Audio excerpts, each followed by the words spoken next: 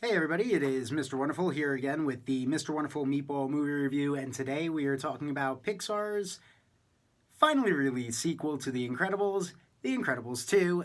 It has taken 14 years to get to this point, and I don't know how your theater began, but I just want to dive right into this film because this is a fun film. This is a great movie, a very, very good sequel to what really is truthfully a lot of people's favorite superhero movie of all time with The Incredibles, which was released back in 2004. But I don't know how your movie started off if you've already seen this movie, but I know in the theater I went to, we actually got a quick little video. Despite the short, the Pixar animation short, we got a Pixar short, and then we got a video of Samuel L. Jackson, Holly Hunter, Craig T. Nelson, all kind of talking about how it has taken 14 years to develop this story. Sometimes animation films take a while.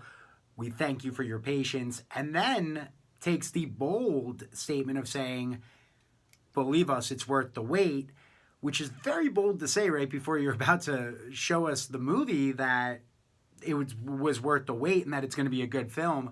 But it lives up to it. It is a good movie. It picks right up from where the first one ended, and I happen to just by just because I wanted to rewatch the first one again because it had been a while.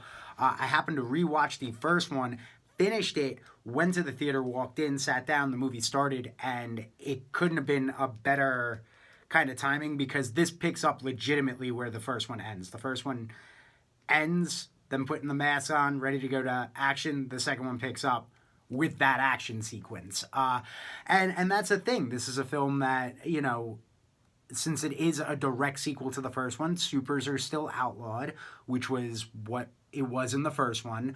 And basically, it is a man that runs a company trying to make superheroes legal again. And they think the best play in order to show the world and get the world to support them is having Elastigirl be the leader of kind of this resurgence of superheroes in this futuristic but flashbacky stylish, the world they established in the first one. It's a very 1960s-ish style world, but modern times. But again, this is a good film. It works very well, and that's one of the things that works, having Elastigirl as the actual lead of this movie and kind of flipping it from the first one where Mr. Incredible is more the lead. You get Elastigirl here, and you actually get a lot of stuff with Violet as well. So you get a lot more of the female leads in this time around, which kind of like the first one played to its times, shows that the sequel, while it's 14 years down the road, one of the things that works is that it's playing for the time that it's in. It's very aware of what time period it's in. And it does it in a way that isn't smacking you over the head as well. It's not like, hey, female lead, hey, female leads, hey, female, hey, get it? It's all about the women now. It massages it in a very well-rounded way and a very good way that progresses this story. And that's another thing that works is that the characters you know and love, you get more of these characters, more of the depth of these characters, and you get more to them. So it's continuing to expand the world that we got established in the first one. And a lot of sequels don't do a good job at that. They just kind of beat for beat repeat what they did the first time because if it worked, why change it? This was willing to change some things up. Not as bold as maybe the first one was in its ambition and what it went to do, but it still gets the job done. Jack Jack is amazing in this movie. You will walk away loving Jack Jack, and it's not the cheap, look at the baby type of you're going to love Jack Jack. It's he actually gets developed as a character and steals this movie. He will steal this movie from right underneath you, and he will be, one of the best moments in this movie is a scene involving Jack Jack and a raccoon. That's the biggest spoiler I'm going to give you moving forward, and that's not even really that big of a spoiler because pretty sure that shot is in the trailer as well. You see part of that shot in the trailer, but he steals the movie. The animation is a bit of an improvement as well this time around. It's been 14 years. The technology of what they're capable of doing is a lot better this time around, but they don't go overboard with it. So it's not a completely different world this time around because they just enhance the aspects in the areas that maybe the first one was a little rough around the edges with, but The first one was still astonishing for its time, and this one matches right there along the way.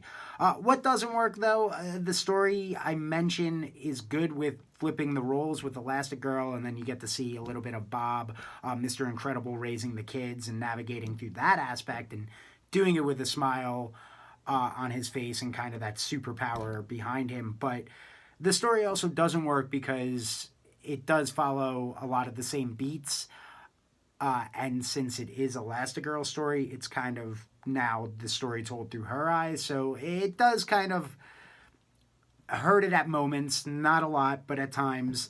And the villain, you'll see the twist coming with the villain. You'll figure that out quickly. But this is kind of nitpicking because, again, this movie isn't intended to, throw a twist in there for you and me as an adult. The twist is intended for kids. So you're going to see it coming. Your kids probably won't see it coming, but that's part of the joy of this film. Overall, this is a great movie. If you're a fan of animated films, you will love this movie. If you're a fan of superhero films, you'll love this movie. If you're a fan of good storytelling, you'll love this movie. If you are a fan of the first movie, you will love this movie. So I give this 4.5 out of 5 meatballs. I absolutely recommend checking this out. It will make all the money in the world. I don't know if it'll make the Avengers money, but Disney will definitely not be upset at the fact that it did not make the money back on the Solo a Star Wars movie, because this will make so much money, and rightfully so. It deserves it. It is a good movie. It is worth your time this weekend. The last thing I'll say about it is if you didn't have Avengers and Black Panther coming out this year, that came out this year in 2018, we would be discussing Incredibles 2 as the best superhero movie of the year, the way we discussed the first one being one of the best all-time superhero movies. So did you see the movie? Let me know what you think in the comments below. I'd love to hear from you. Do you think it is better than the first one? Did it maintain right there, keep up with the first one? Did you not like this one? Was there something about this one that just you thought was dumb? Because I've seen that from some people that for whatever reason, I don't know why. I think this is another one of these films that universally the majority of us are going to 100% love. But if you didn't love it, I'd love to hear from you in the comments section below. Also, you can always tweet at me on Twitter at wonderful_radio. I almost forgot my Twitter there for a second, but it's on the bottom of the screen for you, at wonderful_radio. So until next time, enjoy the movies.